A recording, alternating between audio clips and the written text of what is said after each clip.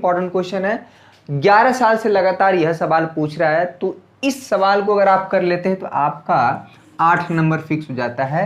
ये क्वेश्चन ऐसा कभी नहीं हुआ है कि नहीं पूछा गया है। 2010 से 2011, 2012, 2013, 2014, 2015, 16, 17, 18, 19, 20 ऐसा कभी नहीं। 8 नंबर का एकदम फिक्स है। ये क्वेश्चन इसी टाइप का आता है। नमस्कार, शुभम क्लासेस में आप सभी का मैं पुनः स्वागत करता हूं। मैं सुधीर सर, आप मुझसे परिचित हैं। आज हम दोस्तों क्लास 12th में जो चैप्टर नंबर 3 है और 4 है, आबी और सारणिक मिला के, जो कि आपको 13 नंबर, अधिकतम 13 नंबर देता है। हालांकि एग्जाम में 13 नंबर का पूछा भी जाता है। अगर किसी का कंट्रीब्यूशन, अगर इन दोनों चैप्टर को मिलाकर कंट्रीब्यूशन 13 नंबर का है तो आपको एग्जाम में 13 नंबर का पूछा जरूर जाएगा, 12 नंबर कभी नहीं होगा।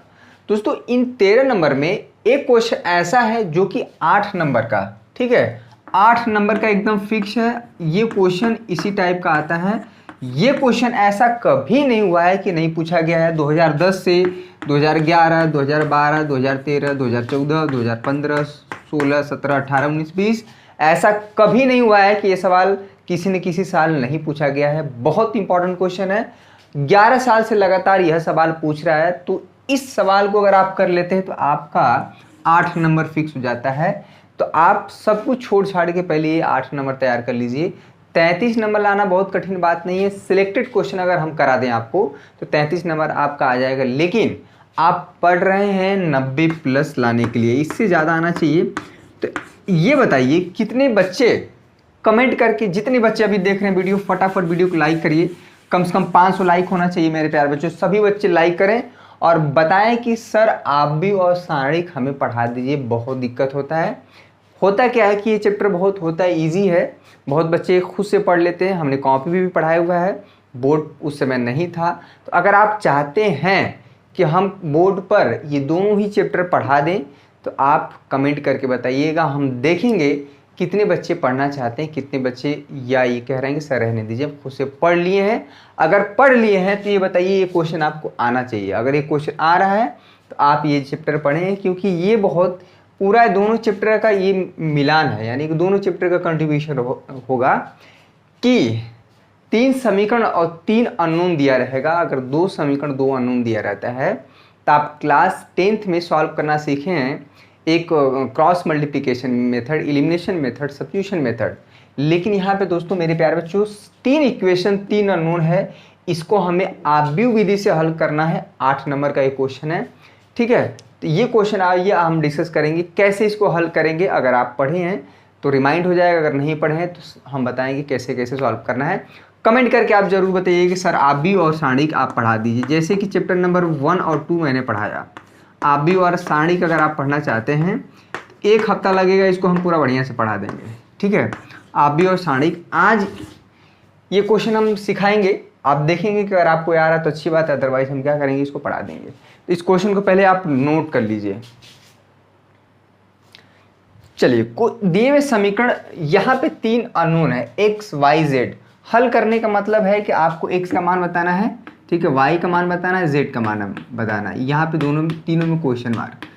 x, y, z का मान इस तरह से होना चाहिए कि समीकरण 1 भी संतुष्ट हो, समीकरण 2 भी संतुष्ट हो, समीकरण नंबर 3 भी संतुष्ट हो, एक साथ संतुष्ट होना चाहिए। वही x, y, z का मान क्या होगा, इस दिए हुए रैखिक समीकरण युग्म का हल होगा, सॉल्यूशन होगा। ऐसा कभी नहीं कि समीकरण ये x, y, z आपने ऐसा निकाला है कि इस इक्वेशन को संतुष्ट कर रहा है, इसको कर रहा है, इसको नहीं कर रहा है, तो वह x, y, z का मान वैलिड नहीं होगा।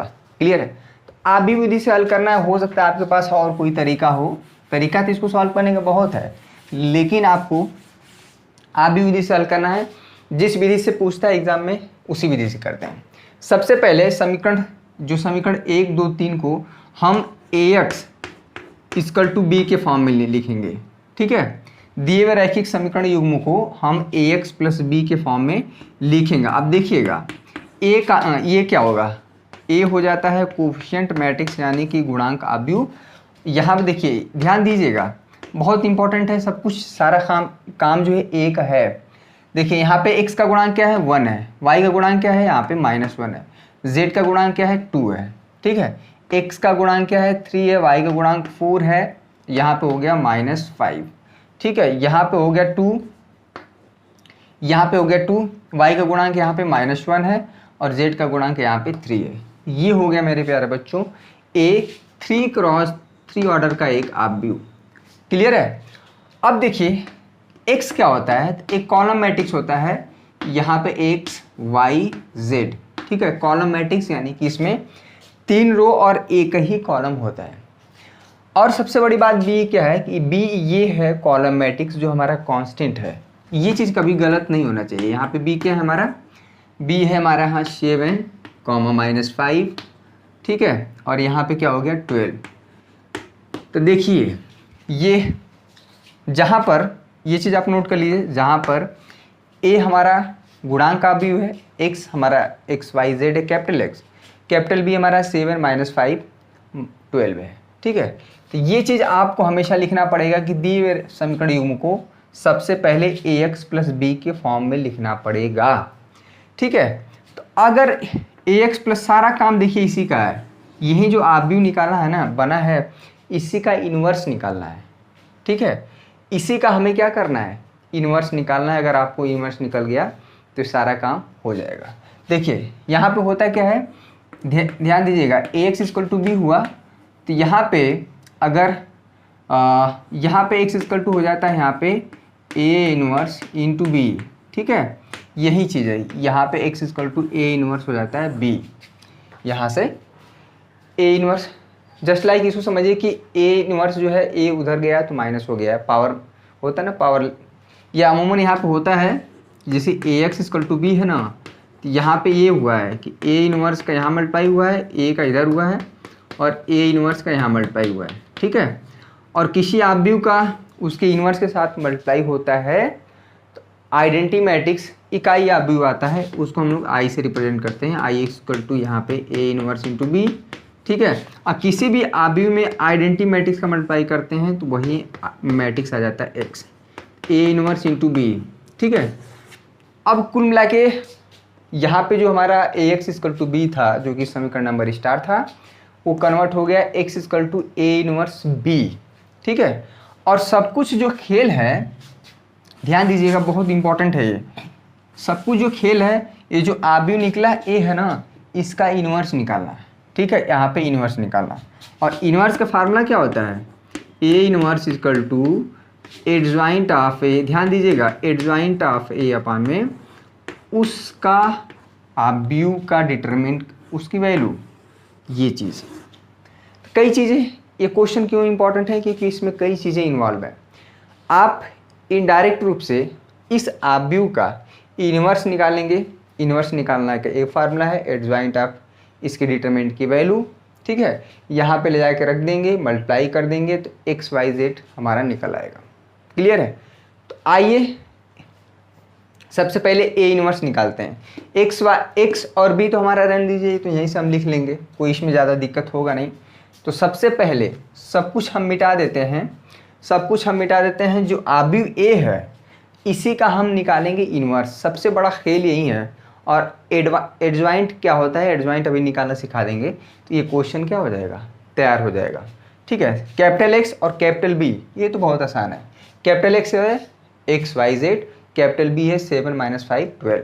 क्वेश्चन 8 नंबर का फिक्स है, इसको हम मिटा देते हैं, बाद में तो नोट डाउन हो जाएगा, इसमें कोई ज़्यादा दिक्कत नहीं है, ठीक है। चलिए, आपको फार्मूला पता चल गया कि हमें करना क्या है, और साथ में ये जो a है ना, इसी का हमें निकालना है, इन्वर्स निकालना है। चलिए, तो इन्वर्स निकालने का अभी भी फार्मूला बताएं। सबसे पहले क्या निकालेंगे, डिटरमिनेंट की वैल्यू, ठीक है। ये जो आव्यूह है इसके डिटरमिनेंट की वैल्यू निकालेंगे। क्लियर है। और डिटरमिनेंट में अगर कोई भी डिटरमिनेंट होता है तो उसका plus plus minus plus minus plus minus plus minus plus, ठीक है। ये हमारा साइन होता है किसी भी डिटरमिनेंट का, plus minus plus minus plus minus plus minus plus. ये जो यहाँ पे एलिमेंट होगा उसकी साइन जो चिन्ह होता है वो इस तरह से होता है। अगर आपको पता होगा तो सही बात है, अदरवाइज थोड़ा सा डिटरमिनेंट का व्यू आप क्या कर लिए, किताब खोल लीजिए। चलिए देखते हैं कितने लोग को आ रहा है, अदरवाइज हम क्या करेंगे, अगर आप कमेंट करेंगे आप चाहते हैं कि ये 13 नंबर बहुत आसानी से मिल जाए हमें, जो कि मिलना चाहिए, तो हम ज़रूर ये दोनों चैप्टर पढ़ा देंगे। ठीक है, वैसे एक क्वेश्चन हम अटेंडम उठा के देखे हैं, देखें आपको आता है कि नहीं और हमें भी आता है कि नहीं, कि हम भी पढ़ाना भूल गए चैप्टर।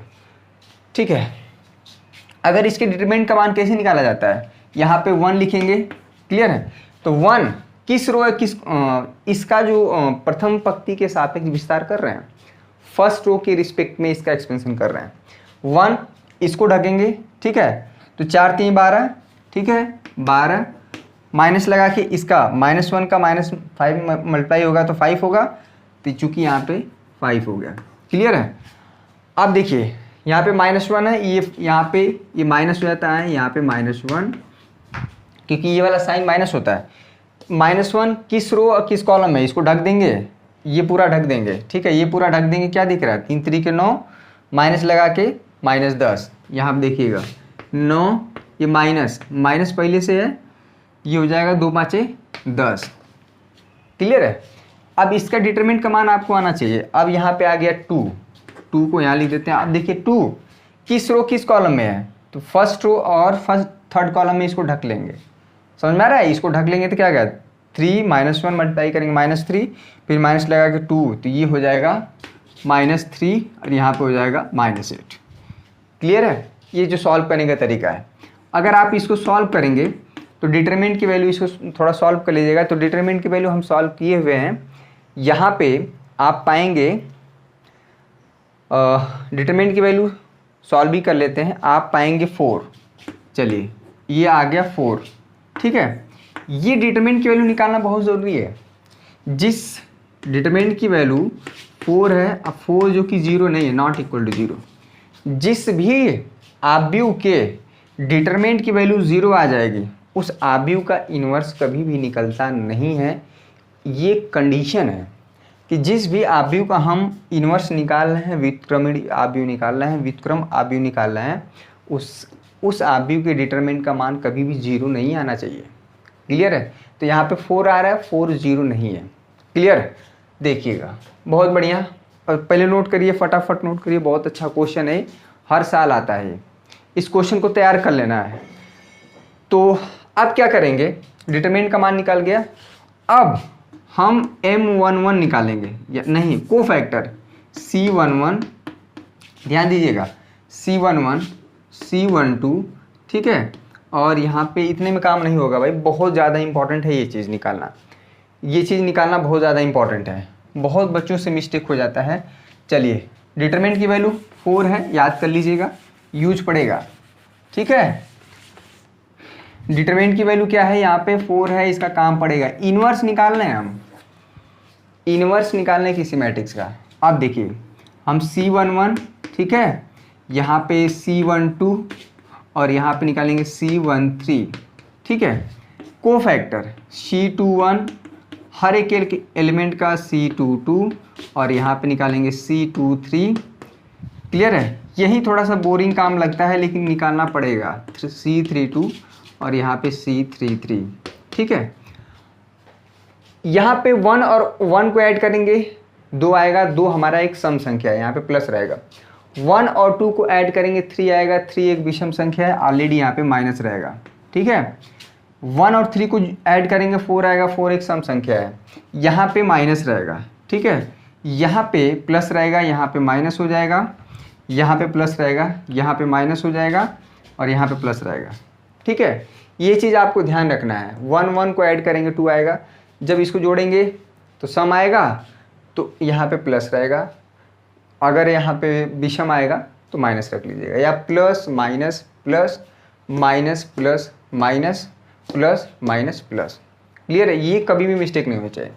अब देखिए C11 को निकालने के लिए क्या करेंगे कि फर्स्ट कॉलम और फर्स्ट रो को ढक लेंगे। तो क्या दिख रहा है, C11 को इसको निकालेंगे, 4 3 12, फिर माइनस लगा के -1 का -5 मल्टीप्लाई करेंगे, तो यहाँ पे हो जाएगा भैया, ध्यान दीजिएगा, 12 माइनस ये फार्मूले वाला माइनस है, -1 का -5 मल्टीप्लाई करेंगे तो ये चीज़ आ जाएगा।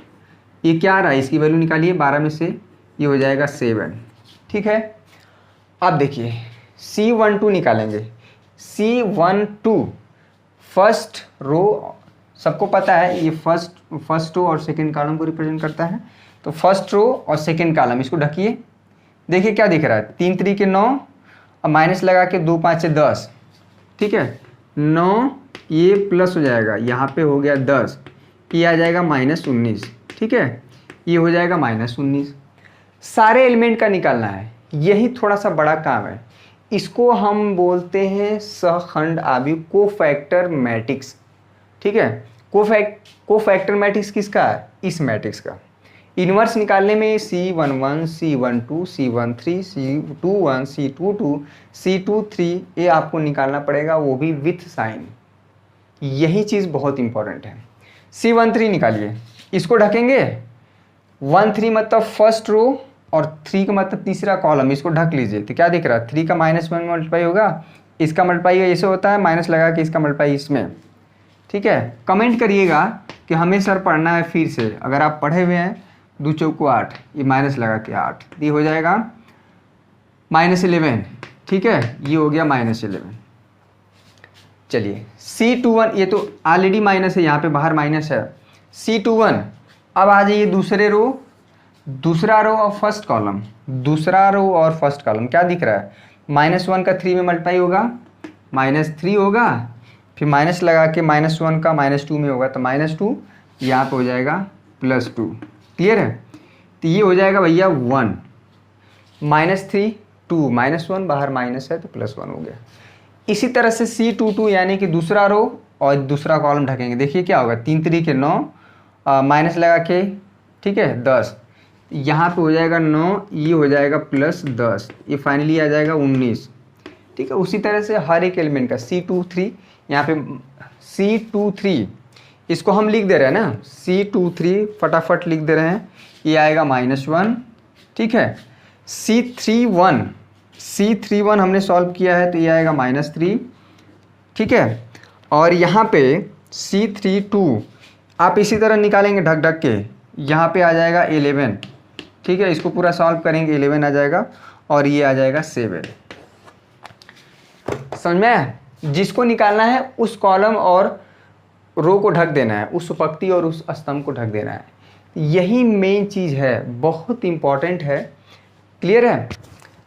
तो ये C11, C12, C13, C21, C22, C23 निकल गया। तो इसको इसलिए बोलते हैं C बोलते हैं हमारा सहखंड आव्यूह, कोफैक्टर मैट्रिक्स। क्या है, 7 -9, यहाँ पे हो गया -11, ठीक है। ये हो जाएगा 1, ये हो जाएगा 19, ये हो जाएगा यहाँ पे -1। क्लियर है? ये हो जाएगा -3, ये कभी गलत नहीं होना चाहिए, 11, यहाँ पे हो गया 7, ठीक है। ये हमारा डबल स्टार कर देते हैं। अभी ये जो C आया है ना, ये हमारा एडजॉइंट नहीं है। जब इसका ट्रांसपोज करेंगे एक बार हम देख लेते हैं पूरी वैल्यू मिला लेते हैं, बहुत इंपॉर्टेंट है। 7 -19 -11, 1 क्या हो गया भाई,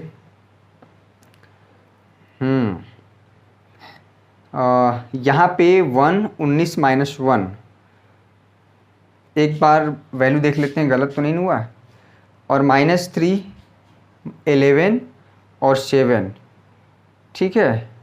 ये बहुत ज़रूरी है, मिस्टेक नहीं होना चाहिए। यहाँ पे 19 में कहीं मिस्टेक दिख रहा है, C22, यहाँ पे C22 -1 हो रहा है, ये वैल्यू गड़बड़ हो रही है C22 की। एक मिनट हम देख लेते हैं, ये वैल्यू गड़बड़ नहीं होना चाहिए कभी भी। चलिए एक चीज़ यहाँ पे मिस्टेक था, जो C22 था ना वो -1 आएगा। आप ध्यान दीजिए, 22 का मतलब दूसरा रो और दूसरा कॉलम, इसको ढक लीजिए और इसको ढक लीजिए। ये वाला ढकना है और ये वाला ढकना है, ठीक है। तो 1 का 3 मल्टीप्लाई करेंगे 3 हो जाएगा, फिर माइनस लगा के 2 × 2 4, तो 3 - 4 -1 आ जाएगा, ठीक है। तो यहाँ पे हमने -1 कर दिया है। तो अब ये जो C आया है इसको बोलते हैं सहखंड आव्यूह, कोफैक्टर मैट्रिक्स। लेकिन एडजॉइंट निकालने के लिए आप अपने कॉपी में आगे करिए, ठीक है। आप अपने कॉपी में आगे करिए, इसका बहुत ज़्यादा यूज़ था, अब काम हो गया है, ठीक है। अपनी कॉपी में आगे सॉल्व करिए। तो इसलिए हमारा क्या हो जाएगा, इसलिए हमारा एडजॉइंट, ध्यान दीजिएगा बहुत हो गया क्वेश्चन लगभग। एडजॉइंट ऑफ ए, जो हमारा C आया है ना, इसका ट्रांसपोज कर देते हैं, परिवर्त आव्यूह कर देते हैं। परिवर्त आव्यूह क्या होता है कि ये जो हमारा प्रथम पंक्ति है उसको प्रथम कॉलम में कर देते हैं। चलिए, ये हो जाएगा 7, ये हो जाएगा -19, ठीक है, ये हो जाएगा -11, हो गया। दूसरा जो है हमारा रो है उसको दूसरे कॉलम में कर देंगे, तो यहाँ पे हो जाता है 1, यहाँ पे हो जाता है -1, यहाँ पे हो जाता है -1। तीसरा जो रो है उसको क्या कर देते हैं, तीसरे कॉलम में। ये चीज़ बहुत इंपॉर्टेंट है। -3 हो गया, यहाँ पे हो जाएगा 11 और यहाँ पे हो जाएगा 7, ठीक है। तो ये जो आया एडजॉइंट ऑफ ए आया, और हमारा जो ऑलरेडी जो डिटरमिनेंट की वैल्यू थी वो 4 थी, ठीक है। ये चीज़ कभी भी मिस्टेक नहीं होना चाहिए, बहुत ज़्यादा इंपॉर्टेंट है ये। कोफैक्टर जो मैट्रिक्स है बहुत लोग इसी को एडजॉइंट कर देते हैं, ये एडजॉइंट नहीं होता है। जब ये कोफैक्टर मैट्रिक्स आया है, ठीक है, तो जो ट्रांसपोज कर देते हैं, ठीक है, उसको कैसे रिप्रेजेंट करते हैं, c के पावर t फॉर ट्रांसपोज, या कभी कभी c के पावर डैश भी लिखा जाता है, दोनों एक चीज़ है। तब जाके ये जो हमारा आव्यूह ए था उसका ये आया एडजॉइंट मैट्रिक्स। एडजॉइंट आ गया, उसके डिटरमिनेंट की वैल्यू है, तो इन्वर्स हमारा क्या हो जाएगा, निकल जाएगा। चलिए, इन्वर्स निकालिए, हो गया काम, इसका काम तमाम। सबसे जो इम्पोर्टेंट चीज़ था ये जो 9 एलिमेंट का क्या निकाल रहे थे, कोफैक्टर, बहुत ज़्यादा इम्पॉर्टेंट है। इसलिए हमारा जो इन्वर्स हो जाएगा, ध्यान दीजिएगा, इन्वर्स इक्वल टू हो जाएगा एडजॉइंट ऑफ ए अपन में डिटरमिनेंट ऑफ ए, ठीक है। ए इन्वर्स क्या था भाई, एडजॉइंट ऑफ ए सबको पता है हमारा 7। ये क्वेश्चन ऐसा है कि इसमें सब कुछ चेक हो जाता है। -3, यहाँ पे हो जाता है -19, -1 और क्या है 11, ठीक है। इसको बढ़ा दीजिए, -11 यहाँ पे हो जाएगा -1, ये हो जाता है 7। क्लियर है, बहुत ज़्यादा माइनस दिख रहा है, और अपान में ये डिटरमिनेंट की वैल्यू, ठीक है। ये इन्वर्स निकल के आया, कोई दिक्कत नहीं। आइए, हमारा जो ax इक्वल टू बी था, शुरू में ax इक्वल टू बी था, तो यहाँ से हम बोले थे कि x इक्वल टू हो जाएगा a इन्वर्स इंटू बी, बस हो गया। a inverse x equal to a inverse into B, a inverse already हमारा निकल के आया है, और b हमारा ये था, इसी में रख देंगे, हमारा काम बन जाएगा। ये क्वेश्चन 8 नंबर का है, आपको 15 से 20 मिनट प्रैक्टिस बहुत करना पड़ेगा। इस क्वेश्चन को करने के लिए प्रैक्टिस बहुत करना पड़ेगा, ध्यान दीजिए।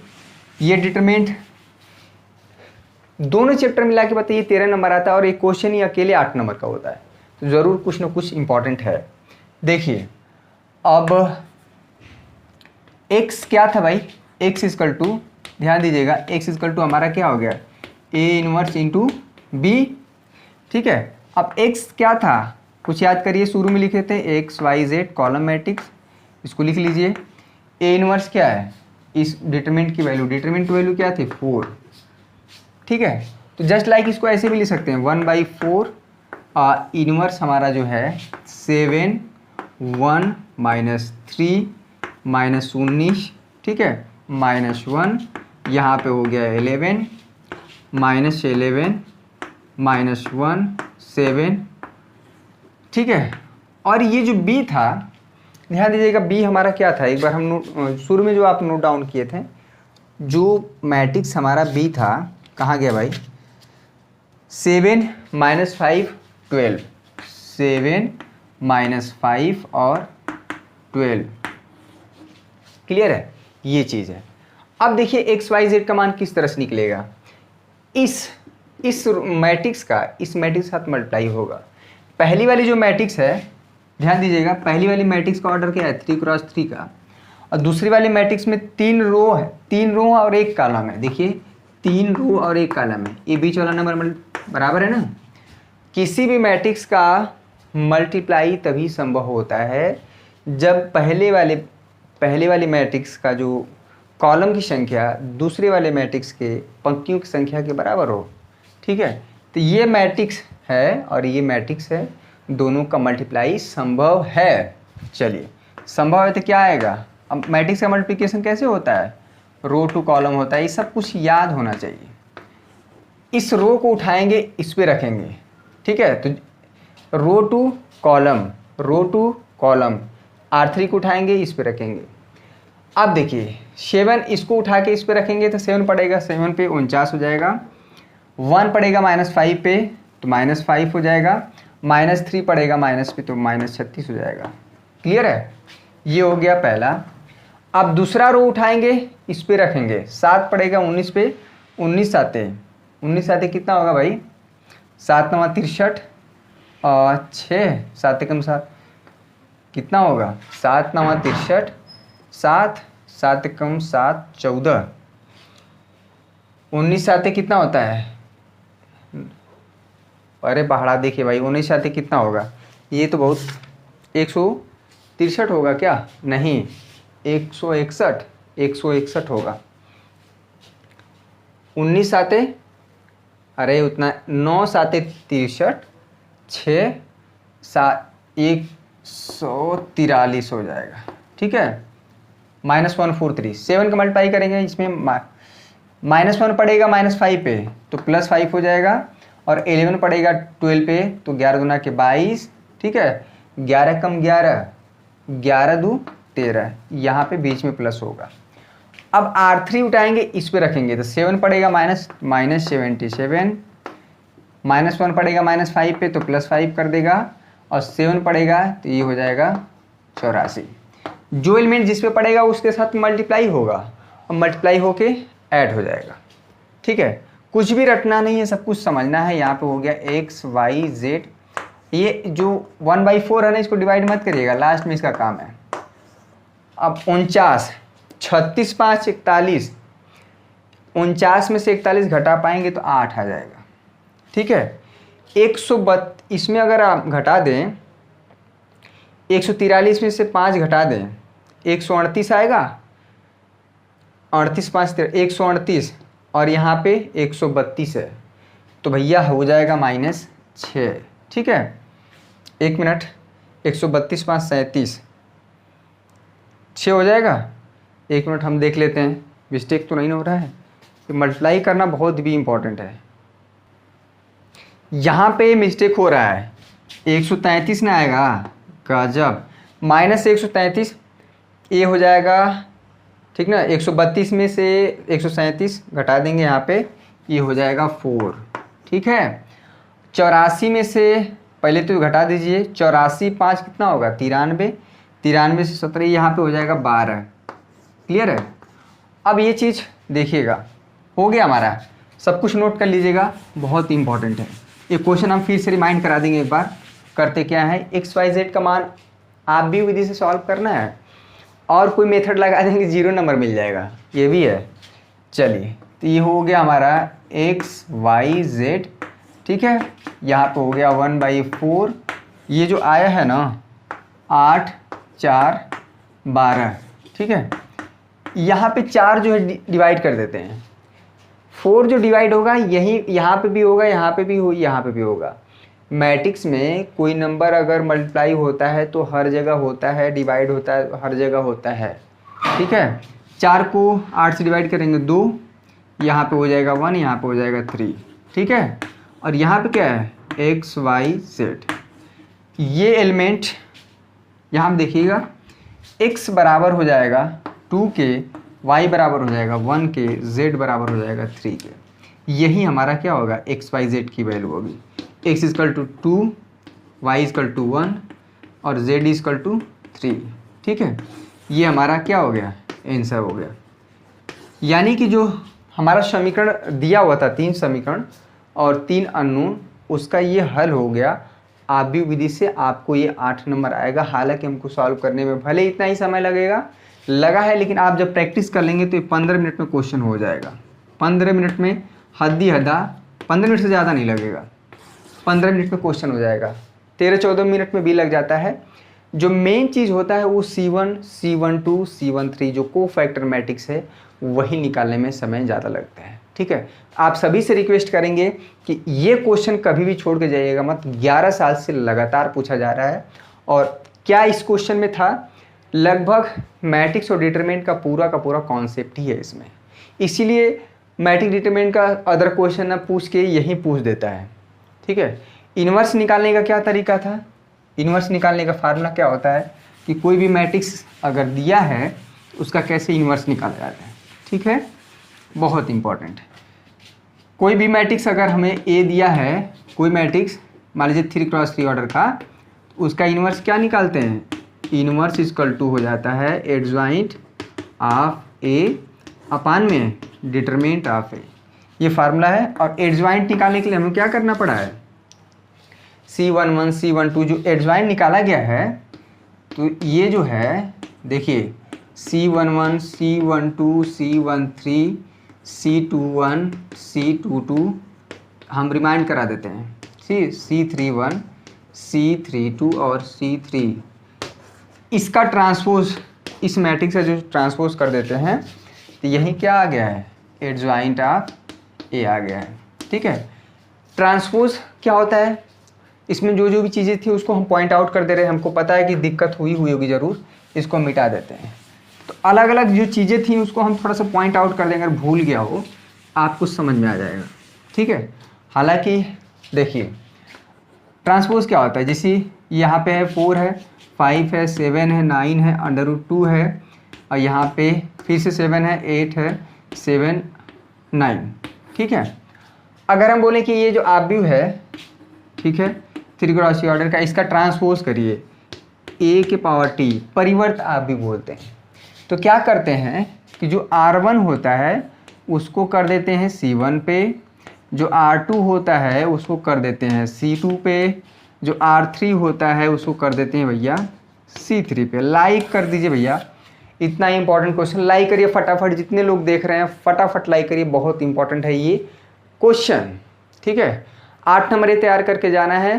पहला और दूसरा चैप्टर मिला के आपको 10 नंबर, 8 नंबर ये हो गया 18। कभी भी 33 नंबर तो आप ऐसे भी पा जाएंगे। तो क्या करना है, ये देखिए ये R1 है तो इसको रख देना है C1 पे 4 5 7, ये R2 है इसको रख देना है 9 √2 ये 7, ये हो जाएगा 8 7 9। हो गया ट्रांसपोज। क्लियर है? इसमें मैट्रिक्स का मल्टीप्लिकेशन भी कब होता है वो भी चीज़ मैंने बताया। मैट्रिक्स में कोई नंबर कांस्टेंट मल्टीप्लाई है तो वो हर जगह मल्टीप्लाई होता है, हर एलिमेंट में होता है। ठीक है, पहले सबसे दिए हुए जो सिस्टम ऑफ इक्वेशन है उसको ax + b के रूप में लिखा जाएगा। ठीक है, वहीं से a हमारा निकल गया आएगा, इसी का इन्वर्स निकालना रहता है, इसी का इन्वर्स निकालना रहता है, इन्वर्स निकालना रहता है। ठीक है, समझ में आ गया? अब आप डिटरमिनेंट का क्वेश्चन उठाइए, आखिरी एक्सरसाइज में है ये। कोई भी क्वेश्चन आप उठा के देख सकते हैं। तो सबसे पहले आप दिए हुए सिस्टम ऑफ इक्वेशन को ax + b के फॉर्म में करेंगे और उसको कैसे सॉल्व किया जाता है तो उस तरह से मैंने स्टेप बताएं। सबसे इम्पॉर्टेंट वो जो पॉइंट था C11 C12 C13 C22, यही निकालने में गलती हो जाता है। हम जब पढ़ते थे तभी ये क्वेश्चन बहुत इंपॉर्टेंट था, तब से पूछा जा रहा है। भैया सब कुछ गड़बड़ हो जाएगा इस धरती पे, लेकिन ये सवाल एग्ज़ाम में न पूछा जाए ऐसा संभव नहीं है। ठीक है, आई होप आपको ये सेशन पसंद आया होगा मेरे प्यारे बच्चे। जितने भी बच्चे जहाँ से भी देख रहे हैं, अगर आप चैनल पे नए हैं तो सब्सक्राइब करना न भूलें। वहाँ पे बेल रेड कलर का है ना, वो उसको सब्सक्राइब कर लीजिए और साथ में बगल में घंटी होगा उसको दबा लीजिए, ताकि आपको नोटिफिकेशन आपको 7:45 पे हर दिन शाम को हम प्रतिदिन मिलते हैं मैथ को लेके। ठीक है, आई होप आपको ये सेशन पसंद आया होगा। फटाफट लाइक करके आप जाइए, चाय पानी नाश्ता करिए, खाना खाइए और पढ़िए। IPL वाईपीएल थोड़ा सा हाईलाइटेड वगैरह देखिए, अगर इस साल मत देखिए, उसके बाद तो आप फ्री हैं, खूब देखिएगा। हर साल IPL होता रहता है, ये एक त्यौहार है। IPL को भारत में लोग त्यौहार की तरह लेते हैं और त्यौहार हर साल आते हैं, लेकिन बोर्ड का एग्ज़ाम आपका जीवन में एक ही बार होता है, इस चीज़ को ध्यान रखिएगा। ठीक है, तो आज के लिए बस इतना ही मेरे प्यारे बच्चों। सभी को जय हिंद, जय भारत।